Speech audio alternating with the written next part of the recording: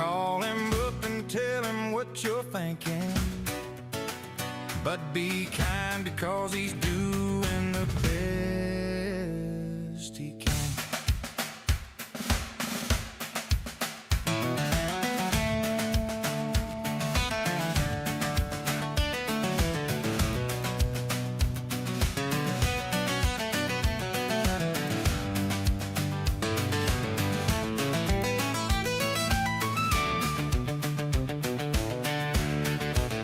Weird, it's that time again for Buddy Martin.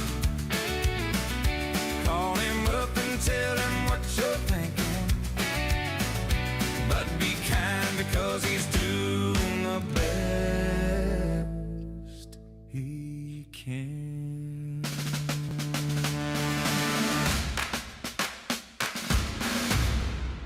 Well, there you go. There, the Buddy Martin Singers. Glad to have you back on a Thursday night. It's midsummer and things are moving slow, but kind of like I like them too sometimes. Every now and then I like to just stretch a week or so. But now a little bit under the weather, but back and feeling much better. Thank you for all you who've been in touch and sent me emails, what have you. And just a moment, we got a great show for you. France Beard, arguably the most knowledgeable man on Florida sports, is sitting in the Orange and Blue room. He's got a couple of breaking stories. We got Lauren Meadows, Coach Meadows tonight. And we're going to focus on something we haven't talked much about. I've been researching this story now for several days on the Florida defense. We talked a lot about the offense, but we haven't talked much about the defense and what's shaping it and the players. We'll do some of that with Lauren and friends. And then Ben Troop joins us for the back half of the show. Ben's always good to get on the program. So we got some breaking news tonight. Florida has its permanent opponents in basketball. And here to tell us about it is Mr. Basketball himself, Franz Beard. What's up, Francis? Well, I'll tell you what I don't like. And that's we're only going to play Kentucky one time. And that's I think, as good a rivalry as there is in basketball in the SEC. Is Florida, Kentucky for years until they started screwing around with the scheduling. For years, Kentucky was senior day when the last home game of the year was Kentucky for Florida, and it was senior day up at Rupp when it's the last home game for the Wildcats. And home and home with Kentucky has defined the league for years because Florida, let's face it. Auburn's come on. They've made a couple Final Fours. Alabama finally made one. Rick Barnes is still looking for one, but he's relevant. But Florida and Kentucky have carried the league, and you need to honor that success that they've had for so many years. Franz, you're right. It seems like right now the first thing you want to do is, pardon my French, is piss all over the traditions. Let's see what we can change today about it that's going to be different.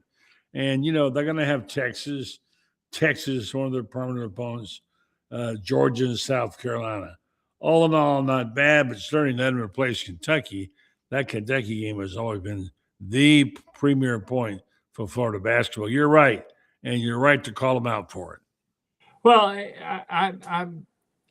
I think you've got, people talk about, well, Kentucky, he's only won one national championship in this century, which is true, 2012.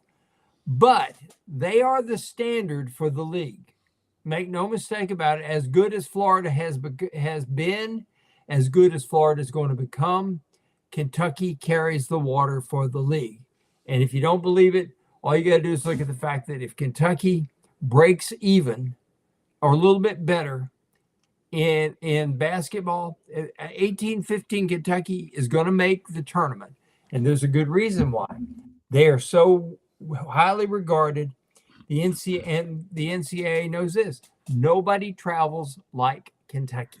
Mm-hmm. Kentucky will fill up any arena they play, wherever. You could play them in Timbuktu against Western Walla Walla School of Welding, And guess what?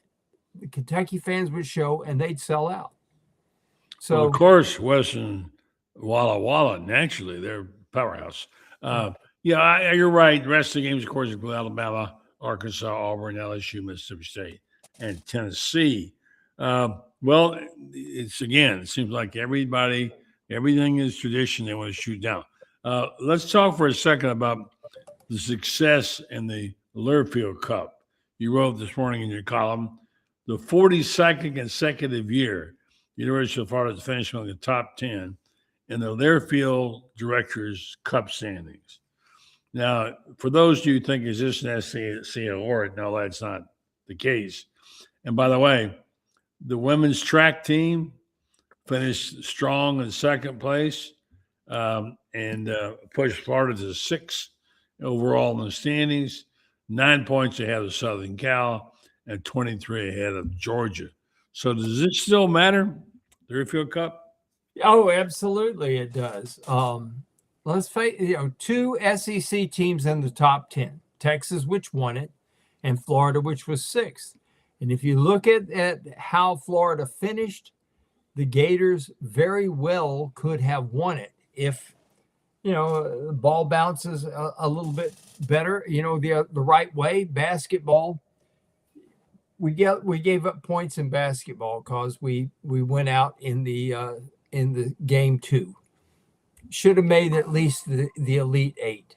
That would have been another 50 points right there. Men's golf, they were the top seed, and they got drilled in the in the match play. They advanced one more step in the match play, another 25 points, etc. Injuries with men's track. Men's track finished 3rd indoors nationally, but they had the injuries, and outdoors they finished 15th. That's a program that could have finished better. And you go up and down the list. Softball, losing in the Super Regional, could have made the Women's College World Series, where I think they would have done some damage. You miss out another time, the 30, 40 points. You start adding up 20 points here, 30 points here. Gymnastics could have won it, and just had a bad day at the finals. And it's Florida was as close this year to winning it as they could be. And when you consider they did it without winning in a single national championship, that tells you the strength of the program. No. You got some breaking news tonight, too. Yeah, softball, Tori Edwards, who was a freshman All-American 2 years ago and kind of had a little bit of a slump, as did the entire LSU team this year. And she has transferred to Florida. Big-time hitter with power and speed. She can play the outfield. She can play first base. She can DH for you. She could play third base even. Tim's going to have a team that's got a lot of moving parts that can shuffle around. He's got a freshman coming in that's the all-time home run hitter there in the state of Texas in high school. The shortstop from up in Georgia, they say, is the slickest fielder that you've seen in a long, long time. On and on and on. They're loaded again. Tim Walton doesn't rebuild, buddy. Tim Walton reloads. Yeah. And he's got Caroline Stanton, who they redshirted this year. They sure could have used her this year, but I understand why they didn't play her. Georgia plays fast pitch in the fall, buddy. So when they got her early enrolling, she wanted to come. She wanted to be here, wanted to get used to the team, working out and all the other stuff. And it benefited her. But they weren't going to pitch her because she pitched all these innings in the fall, and they weren't going to, risk arm injuries and everything by pitching her too much. Yeah. So she's going to be there, and she's the number 1 recruit in the country, the Gatorade National Player of the Year. So things are looking up for softball. To think Tim Walton was a baseball player. How about that? You forget that. Yeah. So. He was the winning pitcher when Oklahoma won the national championship in 1994. And he was there to, as he said, to pass the torch to this year's team at Oklahoma. And wasn't that a great story? You want to talk about great stories for the SEC itself. Here's Oklahoma, which finishes 11th in the regular season. But this tells you how good the league was. Got on fire. They beat Georgia Tech at home, the number 2 seed in the nation. Then they beat Georgia, which everybody said couldn't be beat. They beat them twice. They're in Oklahoma. I mean, not Oklahoma City, in Omaha. And then they beat Carolina 2 out of 3. And I thought Carolina's pitching staff was outstanding, but they pitched 3 freshman starters at Oklahoma. Guess who's going to be pretty darn good next year, wouldn't you think? I would think. It's funny. I every now and then let my lazy mind slip into the fact that remembering Oklahoma's an SEC team. You got to readjust. Hey, wait a minute, that's one of us, right? So they had what a terrific turnaround they had. Who's had a great spring? Sully. If he brings home these 2 big fish, he's got apparently, and he does. All of a sudden, the baseball team, the whole picture's going to look a lot better, and I expect it to reflect in the recruiting and the signing. And friends, I'm talking about. Pitching coach is the best in the business. Man. Oh yeah, they picked him up from Oregon State. He is this guy. You look at his record. First at Grand Canyon, which a lot of people don't know Grand Canyon, but they are a legitimate power on the West Coast in football. I mean, not football, baseball, and men's basketball. They're one of the largest universities in the country too. People don't realize it's hard that. to believe, They're a Baptist school that's out there in Phoenix, Arizona, and they're just, they are kind of like Liberty University is on the East Coast, Grand Canyon is on the West Coast, and I think it's only a matter of time before they have a football team too there. Let me say something about football since we brought that up. All right, go ahead. Do you realize that the NCAA, that this new Save College Sports bill that's coming through? Yeah. If it is implemented, the SEC, the Big 10, the Big 12, the ACC will be frozen at their current levels. They will not be able to go poach schools from other conferences. In other words, as badly as Clemson and Florida State want to join the SEC, ain't going to happen. As badly as the SEC might not mind adding Duke and North Carolina or North Carolina and Virginia, ain't going to happen. They're freezing that, and I think that's actually a good thing for the smaller schools, because there's always that ripple effect that you poach one school from one major conference to another, they got to find somebody. Yeah, catalyzes everything. They end up going like to the Sun Belt or add somebody or whatever. They've realigned the Mountain West and the Pac-12, which, quite frankly, the new Pac-12 and the Mountain West, there is no reason why they did not merge. And it was something silly, as I understand, over the fact that the Pac-12 wanted to keep the name and the prestige of the old Pac-12 with Oregon State and Washington State. And meanwhile, the Mountain West didn't want to give up its name, the Mountain West. Okay. Yeah, that's a valuable. That's a real trademark right there. You wouldn't want to give up. Mountain West call it Conference. the Pac West if you want to. Yeah. But silly that this league. Let me see who the new Pac-12 is going to be. I'll tell you right now. The new Pac-12: Boise State, San Diego State. It's all states here. Fresno State, Utah State, Washington State, Texas State, Colorado State, and Oregon State. You can say we're going to go play state, and you got it right. Okay. Where Florida State ought to go. Yeah. Then you have the Mountain West, which got, they lost those schools in the Mountain West. So the new Mountain West is New Mexico, UNLV, North Dakota State, which benefits now because the NCAA ruled that they don't have to do the probationary 2 years before they can go to a bowl game and everything. North Dakota State, which is going to be a legitimate contender for the Mountain West, but then you got Hawaii, Air Force, Nevada, San Jose State, Wyoming, Northern Illinois. That's really a Mountain West team, wouldn't you say? Northern Illinois. Yeah, they really fit in that group. And then you got UTEP, which was a member of the Mountain West, got kicked out, went into Conference USA, and now is back to the Mountain West. So, and still remains as the only all-black school to win the NCAA first.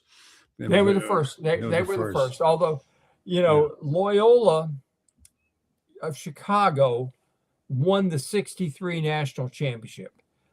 Beat Cincinnati, which was all black, though. Was Loyola all black? Going for a 3-peat.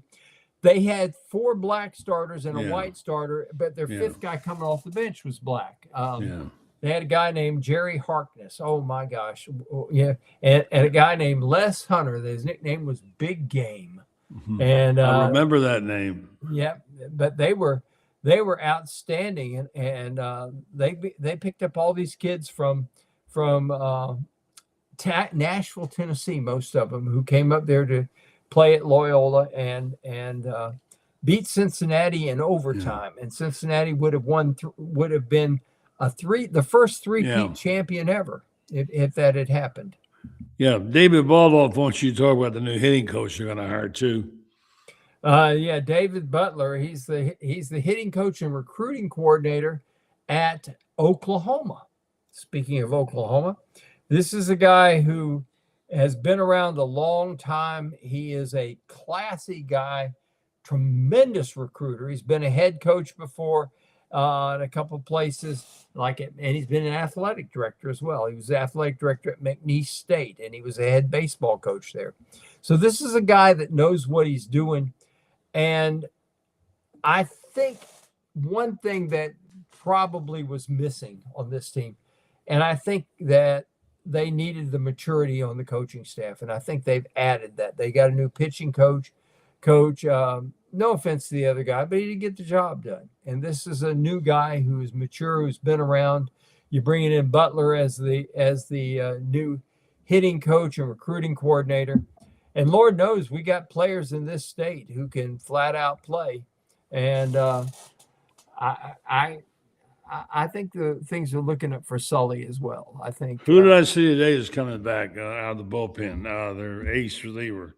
Barberry and Rittenauer are both coming back. Barberry, You got Aiden King coming in. in. He'll be a starter. The new lefty coming in from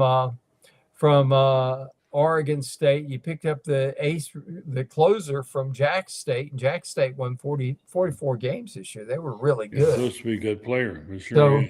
So they've, Sully's been smart, and he may not have gotten some of the big names that some of these other schools have gotten, but he's plugged the holes with solid players, and he's got good enough players coming back. Guys, you got to remember, he's got Lawson coming back, and Brendan Lawson's and Surway coming back. Yeah. Caden McDonald is coming back. It's going to be interesting with him.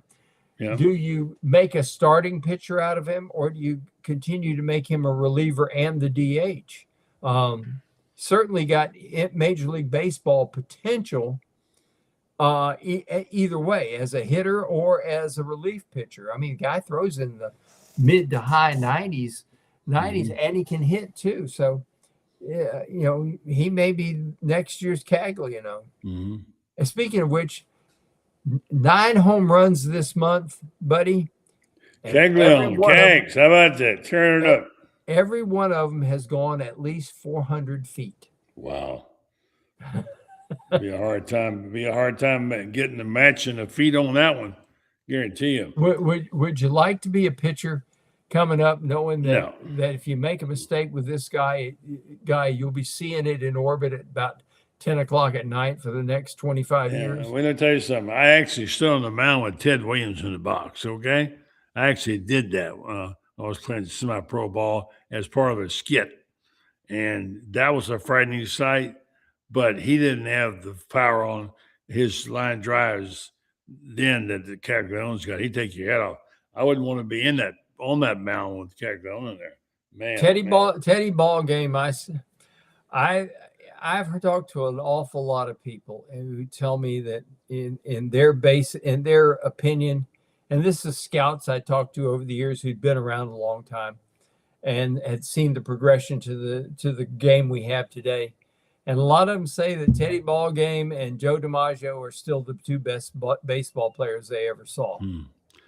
Yeah, I would throw Stan Musial in there too. But I mean, Teddy Ball game, I actually had him shake the bat at me as part of the theatrics and say, "Watch out! This one's coming through the box. Watch your shins, Mister Pitcher."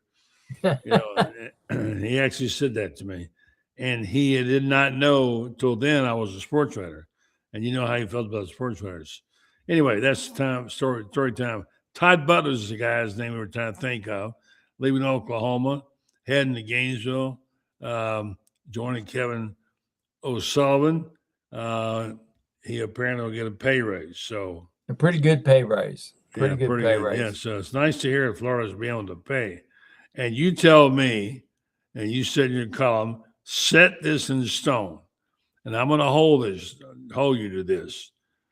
Denzel Aberdeen, or as you call him, Denzel, will be playing for the Gators this coming year. The only question is who grants his eligibility. That's right. He'll either be granted eligibility by the NCAA or through the courts. Now, my belief, talking to a couple of lawyers, one of which is Neil Blackman, who covers the Gators for basketball for Saturday Down South, but he's a local Gainesville attorney, did law school at UF, undergraduate at North Carolina, where he was Roy Williams' manager for 4 years, by the way. Neil's a good guy. And I've talked to him and some other lawyers, and they tend to agree one basic thing. The NCAA has really screwed up. They're making this rule, and they're saying, okay, the guys who were here only 3 years, they get 2 more, but a guy who was here the 4th year, that's it for him. And there's unfairness there. And here's where the hypocrisy really shows. Kentucky signed a guy named Franck Kepnang, who is originally from Senegal, who played 2 years at Oregon and then 4 years at Washington. Okay, 2 and 4. Last time I checked, I'm not a math major, buddy, but that's 6 if I'm correct. Am I right? I think you are, sir. So that means that if Franck Kepnang just got granted eligibility by the NCAA, this is year number 7 for him. 7 years. And they're going to say it's about time to turn it over. He's a 5-year guy. You know, you're saying 5 for 5, and a 4-year guy last year can't play a 5th year, but you're giving this guy a 7th year. Yeah. This is why the NCAA is going to lose, just like they always do. They used to remember what they used to say: the 2 things you can count on in life are death and taxes. Yeah. Well, there's 3 things you can count on in life: death, taxes, and the NCAA will figure out a way to lose another. Well, there you go. Incidentally, I had some questions about who's on tonight. We'll be joined shortly by the coach himself, Lauren Meadows, will be here, and then we will have Ben Troop later on. We'll definitely have Ben. And we're going to do a little commercial here for our good friends in Meldon. And then we're going to talk about the Old Man River. Who's the Old Man River, the NBA, friends? Who is it? Al Horford. Al Horford going to come back and play again. Amazing. 40 years old. How's he doing? Amazing. Meanwhile, let me tell you who I thought else was amazing. That's our friends at Meldon Law. They do some amazing things. Nobody will ever have a better promotion, just generally speaking, out of the goodness of their heart, than Meldon Law did for their ring celebration. 10,000 replica rings for the national championship in basketball, given away free during that time. And France was there, and he's got one, and it's a beautiful thing. Just like his book on basketball. You can still get those, by the way. Contact me if you want one. We got more to come. So Meldon Law. Meldon is a special group of people. Been with me for a long time. and they do so much to the University of Florida. And they're also really good lawyers. I know because I just won this lawsuit thanks to them. And they stayed with it for a long time, and they actually didn't handle the original lawsuit. They had to find somebody. So if you need somebody to do illegal business, somebody that you trust, someone that you like, and someone who's a Gator, I heartily recommend Meldon Law. They won't back down. Coming up in a couple of minutes, Lauren Meadows, followed by Ben Troop. Al Horford returning to the Golden State Warriors next season. He says that he has been 40 years old. Declining in his $6 million player option. Could have got $6 million, by the way. And he plans to sign a 2-year deal for $14 million.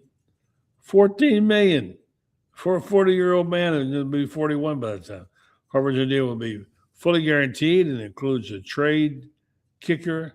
He will become the 13th player in NBA history to reach a 20th season, joining LeBron James, Vince Carter, Chris Paul, Dirk Nowitzki, Kevin Garnett, Kevin Willis, Robert Parrish, Kyle Lowry, Udonis Haslem, of course, you just mentioned him, Jamal Crawford, Kobe Bryant, and Kareem Abdul-Jabbar. I bet you could win some money at the bar.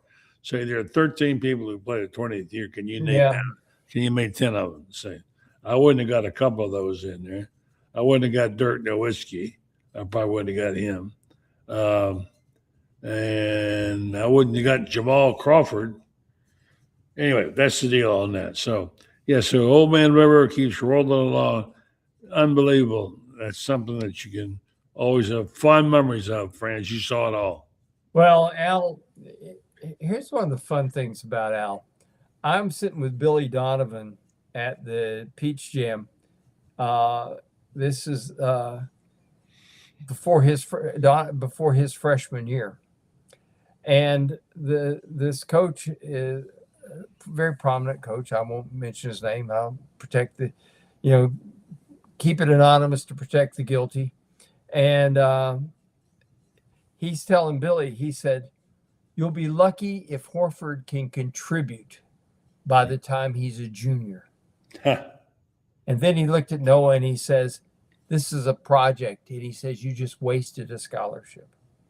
Well, obviously, good coaching and good athletic genes for both of them. I mean, Al's dad played in the NBA, and Noah's dad won the French Open.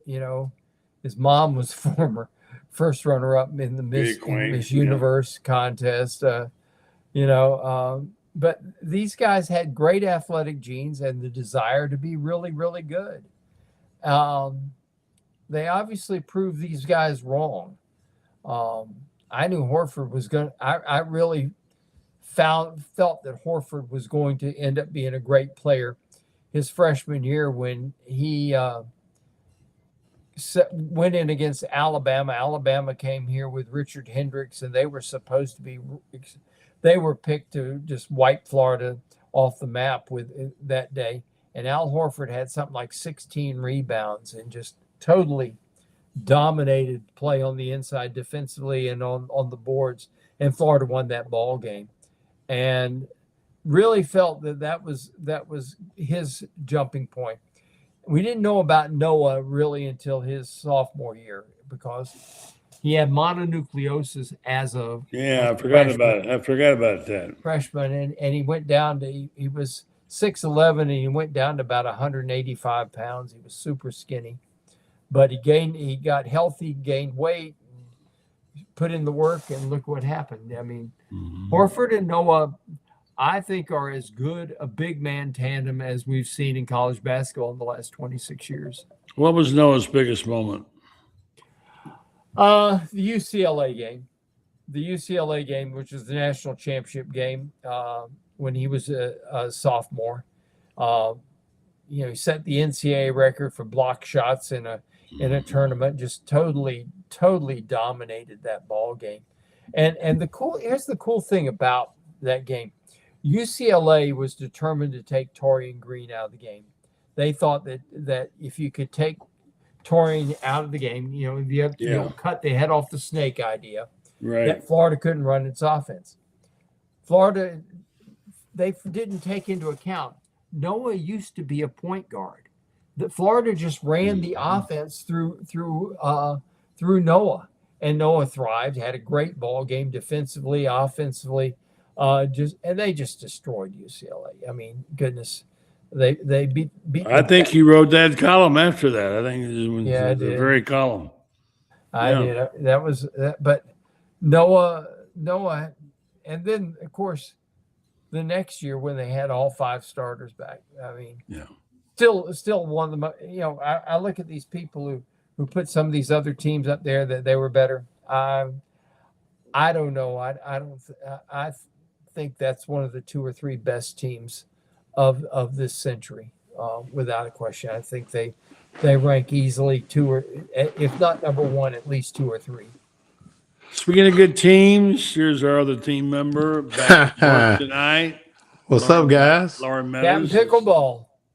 What's that? Captain Pickleball. Not tonight. Had to pay the man tonight. But what's happening? You've been busy. We're going to talk some defense now. I've been waiting for you. Okay. Franz and I have talked. Well, Franz has some good information tonight about some of the changes, some of the new things happening, the program, etc. But here's the thing: you know the legal term, the defense rests. Mm-hmm. That's not one we're going to be here around Florida football. Okay. No, we don't want no wrestling. We are sick and tired, friends, of Third and Grantham and all the things that have been through all these years. Now we have some expectations.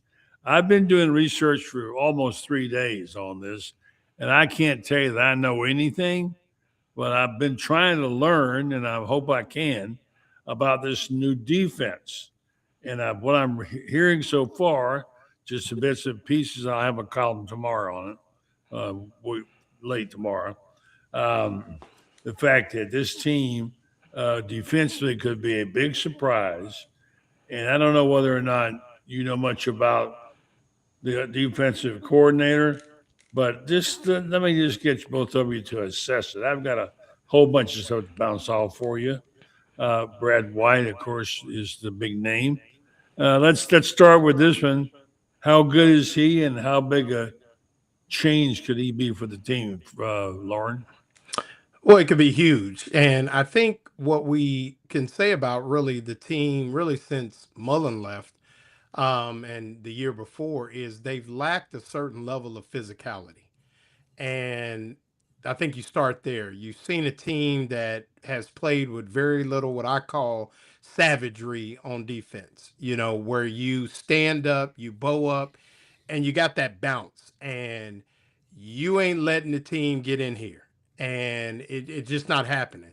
We just haven't seen that in a while. Guys like John Grenard and others that really made their mark, you just don't see that. Now, the good thing is, if you look at the Brad White defenses, two things were key. They were really good on the edges at Kentucky and really good at linebacker. And the one thing that, John Summerall went out and plugged and played, but really what he didn't mess with much was linebacker. Guys like Miles Graham and Jaden Robinson and Aaron Childs. I mean, it's stocked there. So you should see a very physical bunch, but it's going to be a lot more simplistic. You're not going to hear words like the creeper and things like that. It's going to be a lot of let's play sound, let's hit our alleys, let's play coverage behind it, let's come up and make plays, and that's what we're going to do. There Fill will the be holes some quick pressures. and fill the holes Correct. and There clean will it be up. some pressures and things like that, but it's going to be a defense that plays with bad intentions and plays to a certain level to affect the game on defense, meaning improving on the 17 takeaways, which ain't going to get a truck up the hill, and really forcing the other, kind of imposing on the other team. But the key, and I think this will be key, I don't think we'll see those guys on third down where you're like, who's covering that guy? Yeah. You know, Oh, this will be a defense that'll be sound on those third and longs that we haven't seen in a while. And if they don't get home, be able to play coverage behind it and come up and make the tackle. well, the thing I'm looking forward to is safeties that don't bite at the first fake Mm-hmm. and then spend the rest of their time running and trying to chase a guy down from behind. Right. Um, we went through the last 4 years. Either the safeties bit at the first fake and were caught off guard, or else they played too deep and they threw everything was just complete underneath them. And from what I've seen, these guys are coming at you. They're going to hit you. First and foremost, Brad White believes in physical safeties who hit you and hurt you. And that's the way it should be. Mm-hmm. You're this is why you have safeties, and this is why you want safeties to be sort of undergrown linebackers. In other words, you want to be fast like corners, but you want them to be physical like linebackers as well. And we haven't had that in quite some time. Okay, I've heard you two describe it. Now I want to read something to you. I want you to tell me if this falls in line with what you said. All right. Here's what I want you to hear. If you're trying to understand Florida's new defense under Brad White, don't overthink it. This isn't calculus, it's checkers play with a mean streak. Line up, hit your gap, and make the other guy wish he'd been taking up tennis. Bottom line.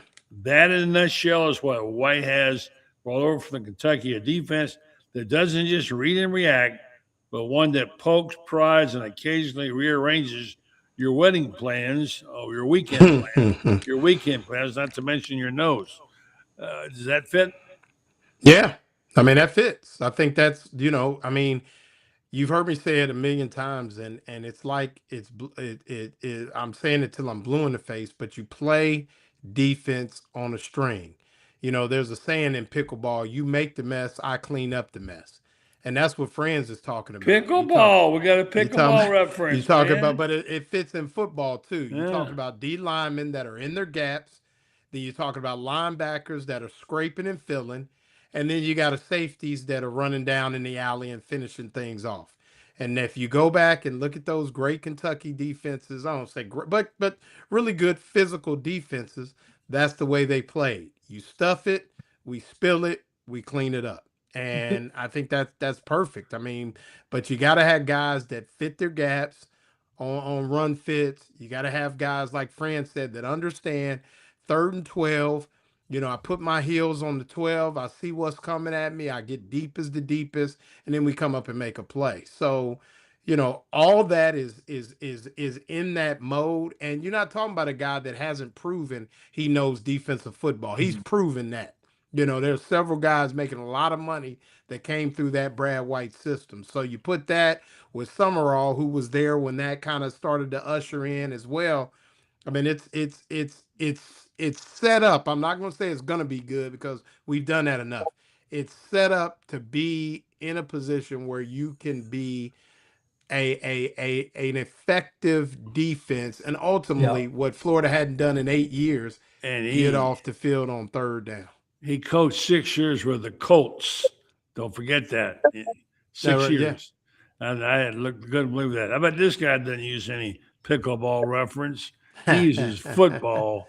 That would be the man, Mr. Ben. What's up, Ben? Hey man, hey, look, I'm over here just You're listening to on these mute. pickleball references. Come off mute, Ben. Oh well, am I on mute? No, Y'all he's all can't hear right. me. He's Oh, all Y'all right. can hear You me. got him? He's just a little Oh, hollow. He's all right. I was just You can saying hear that him? these people. I can't hear him. Yeah, you can't hear me. You can't hear me, Lauren. You I can't hear hear him like him. he's next door. I hear him well too. Yeah. Oh, okay. Oh, okay. Go ahead, Ben. I can hear Lauren. I can hear Lauren. I can hear Lauren. I don't got no pickleball references. I haven't got into the pickleball world yet, but I will say this with the Brad White references. What Coach White is doing, he's taking the thinking out. He's looked at the defenses over the years and said, you can't be complex if you can't do the ordinary. I can only be complex once I get the ordinary down. Defensive players need to know what they are. Defense starts with being disrespectful. I'm coming at you. I don't have to do. Stephen Harris, when I had him on 84 Reasons, said something to me. I asked him about that 2006 national championship defense, and he said something that I never heard. He said, "Ben, you know how we was good on defense?" And I go, "Why?" He says, "Because there were certain places the ball just can't go, so we don't even worry about it. It can't go to the left, so everybody's running to the right. It can't go right, so everybody's coming left." He said, when you go back to when when B Spikes did what he did to No Sean Moreno, the ball could only go there. So people looking at that hit, I'm gonna force him where I want to go. What Coach White is saying, how good are you when you don't got the thing? When you could just run and hit, how good can you be then? Mm-hmm. That's the best defenses, right? Defenses say, "Hey man, what makes a defense good? When it just keeps coming at you, like." When it just keeps coming, and then you rotate guys in and out. And me and Lauren talked about this on No Lowdown. You know what, Lauren? If our DBs could just track the ball in the air. I didn't say pick it, track it. Track it. I don't want to go back to 2 or 3 years ago, the very first game we had against we out there in Utah, and the very first game, and the very first play, every Gator Nation went, "Oh God, here we go." So what I appreciate about Coach White, he's saying, if I don't got the athletes, I gotta have the scheme. When I got the athletes, man, I can give you any scheme. And I think with these guys now, I'm looking at Miles Graham. He do not look like 2 years ago. Just from just looking at him. I hope LJ McCray ready to be, what we know him to be. But here's what Coach White is gonna say. I need 11. I know the 11 that I want, but I need 11 of them that can get out there and get it. And the best defenses in Florida always had guys that can hurt you bad. You could go back. I don't know if any linebacker was better than Wilbur Marshall. Never saw him play. Heard about him. Never saw him play. But I played with Alex Brown, Gerard Warren. I played with Andre Davis and Ty Johnson and Marquand Manuel and Gus Scott and Keywan Rattler and Lito Chuck. The list just goes on and on and on and on and on. And all those guys, put them in there. I remember Keywan Rattler had to play safety. Now between you and me, Lauren, that's not what Keywan does. Keywan said, "All right, I'm gonna do it." But when they put him at his natural position, defensive player of the year. You see what I'm saying? So when I think about this defense, I'm excited because you are at your best when I see ball hit ball. When I don't got to do all this cute stuff. And I think Coach White is saying, dude, I was able to coach well at Kentucky. I remember Josh Hines Allen when he was at Kentucky. That's about it. I mean, I can't remember a bunch of Kentucky defensive players. I remember him because he went like top 5. So I'm looking forward to this defense. And like I said, Coach White said, you give me Florida. If I can do it with the Colts, I can do it with Kentucky. You give me Florida, watch what I do. I'm looking forward to see these guys because when our defense is good, we gonna beat a lot of games and just get off the ball on third. No more third and 26. Just stop somebody. Get off the field once in a while. I mean, you look at all the big wins. The defense played well. When they played well, they won. For the most part. Friends, talk about these young linebackers. They also got Bryce Thornton in there. He's kind of the veteran traffic cop, but looking on him to come and clean up behind him. Talk about the young linebackers. Well, you got Miles Graham, Aiden Childs, and then Jaden Robinson, who's from up at Lake City. Jaden Robinson has been around a long time, got a lot of experience now, and I think he's poised and ready to have a breakout season. But with those 3 guys, you got 3 fast guys who can cover, who can stick people and hurt people, which is what you want. You want linebackers who deliver the pain. And Lauren made a point earlier. He said Florida was viewed as a soft team. Well, you want people to, when they come to Ben Hill Griffin Stadium, to think, I'm going to leave this game bruised and battered, and I hope I'm going to feel well enough to play next week, because that's how bad the Gators are. And that used to be the case here when Charlie Pell was the coach. in the 80s, boy, when you played the Gators, you knew you were in for a physical whooping. You may win the game on the scoreboard, but you were going to lose the physicality. And this is one of the good things I think is going to happen with this defense this year. They're going to bring the physicality. They're going to hurt people, which we need. And I also like what Lauren said about let's track the ball, let's play the Hmm. ball. I remember under Urban, those guys. I mean, Reggie Nelson, those guys, they played the ball. Hmm. A lot of guys they panic when the ball goes up, but it's there to go get. It sure can be yours too.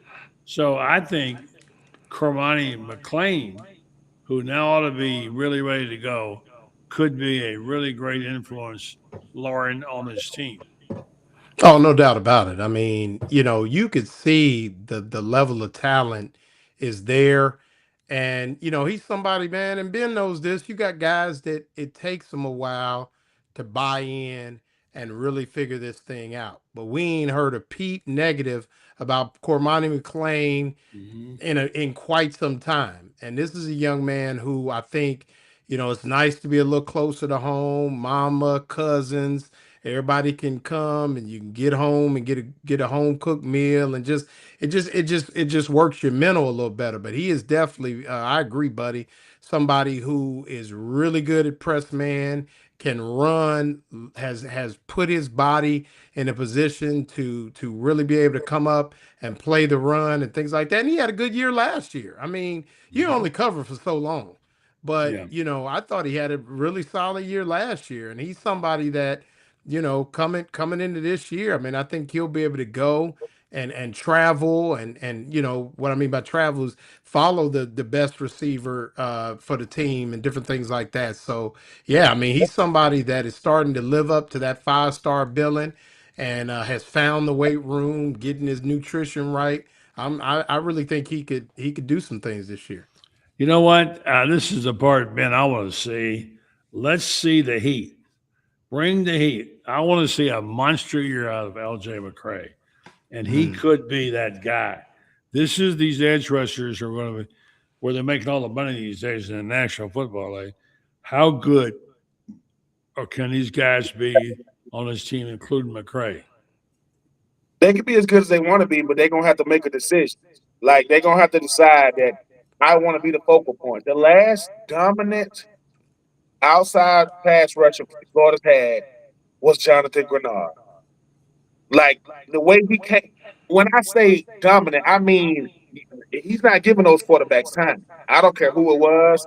LJ McCray, look, LJ McCray went to the man pool and dove in. He ain't stick his feet in. He dove in. He has it all. But sometimes when you have it all and you ain't living up to it, Gainesville could be a hard place to live because you can't hide. And that's the part, right? Even going back to Kamani McClain, at the end of the day, Dion, when he left Colorado, Dion said, "I hope that whoever gets this kid takes care of him because well, that's happened." Yeah. And let me go ahead and kill a myth. When people say that kid got a chip on his shoulder, you can't play football without it. Mm. Every last football player got a chip. Some of us we can see it. Some of us we hold it in.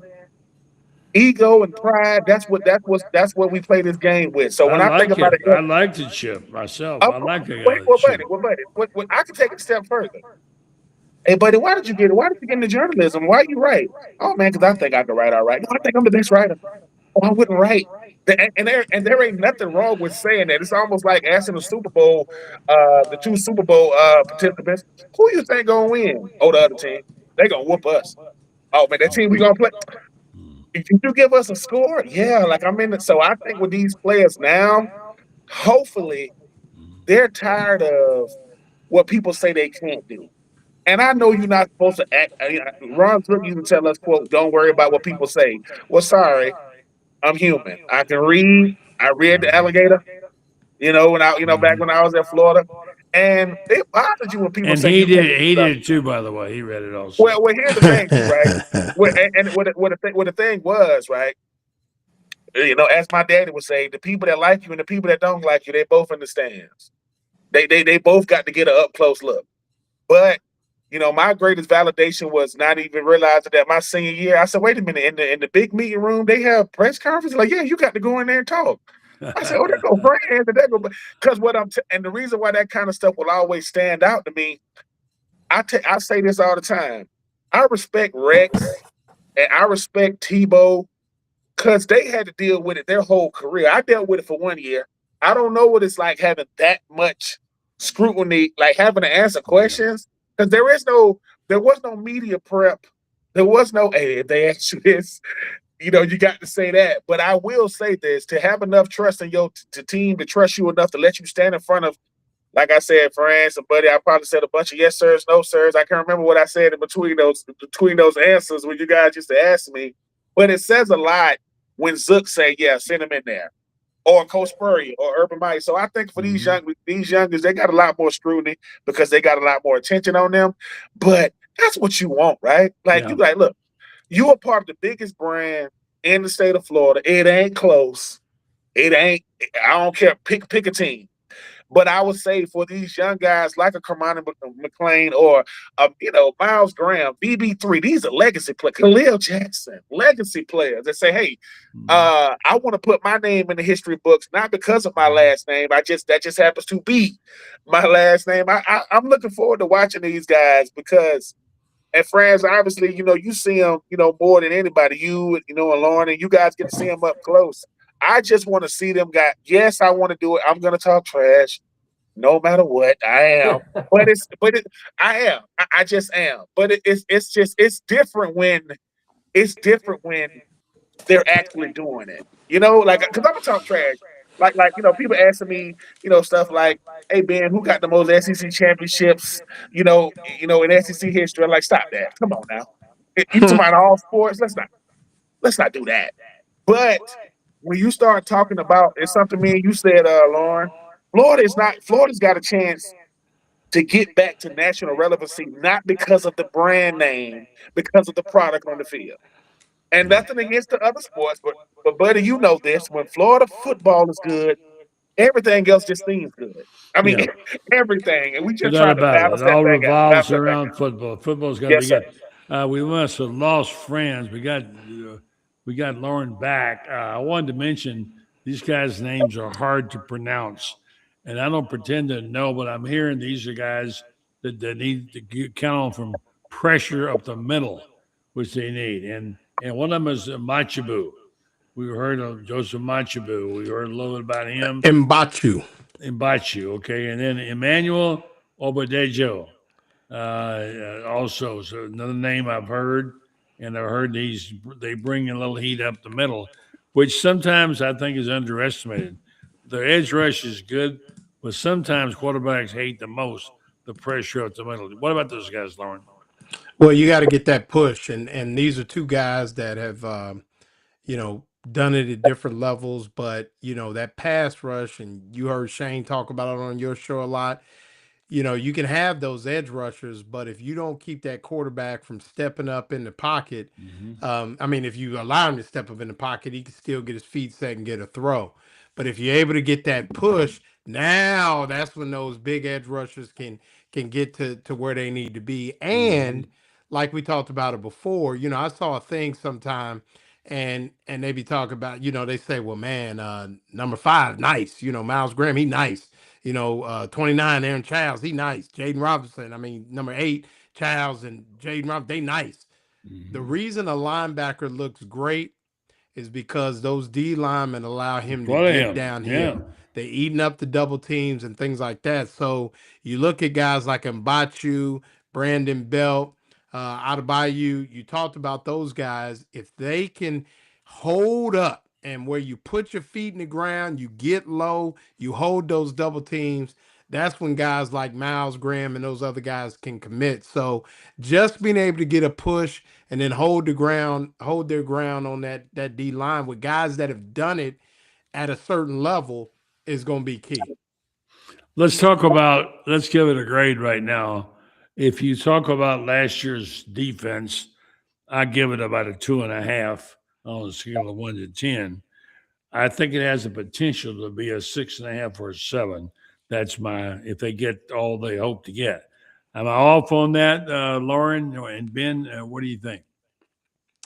I mean, I think they could be, yeah, I'd say 7 to 8 out of 10. I mean, my thing is the key is getting off the field on third down, minimizing the other team's possessions. I don't even care if they get sacks or, you just got to find a way to get the other team to punt. Yeah. You gotta see long snapper more than we've seen him in the past few Yeah. years. Agree with that, Ben, don't you? I do agree with that, and the fundamental football comes when common sense is in play. There are certain things, third, and 12 and 13, man, you got to get off the. You have to. I don't care what happens. That goes back to like Lauren. If you in college and your defense on the field is 3rd and 15 and they get it, you like, but you don't get plays that long.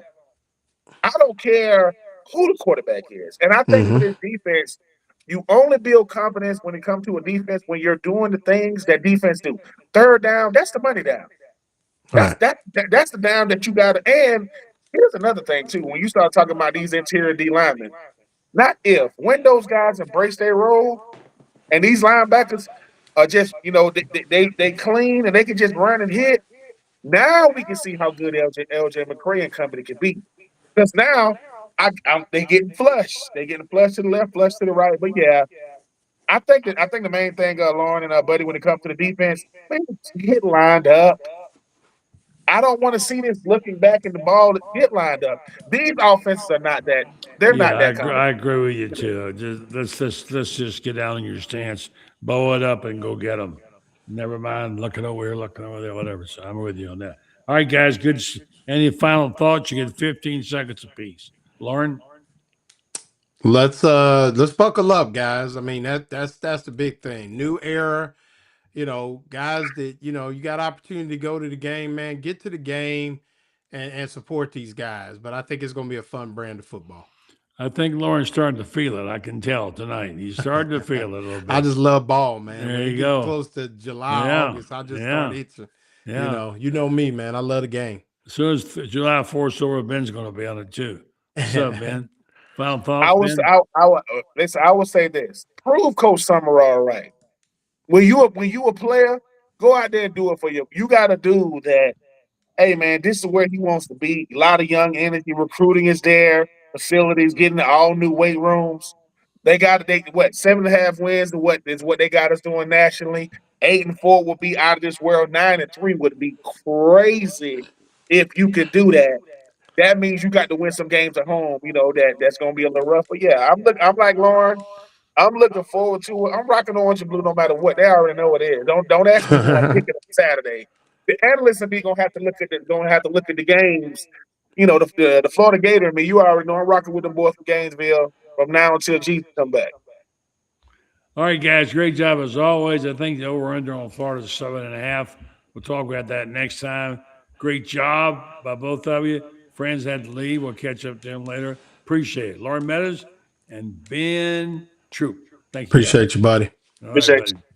All right, folks. That'll wrap up the program tonight. Thanks to our sponsor, Meldon Law. Thanks to Lauren and thanks to Ben. And hope you enjoyed the show. Friends will be back at regular time.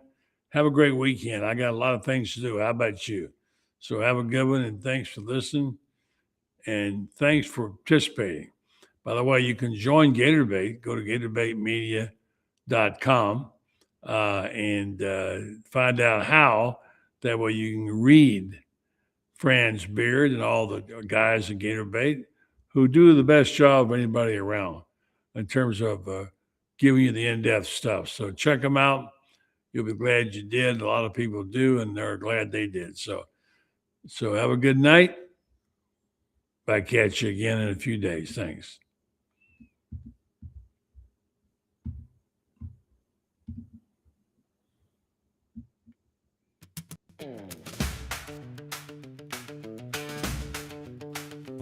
It's that time again for Buddy Marcus. Call him up and tell him what you're thinking. But be kind because he's doing the best best he can.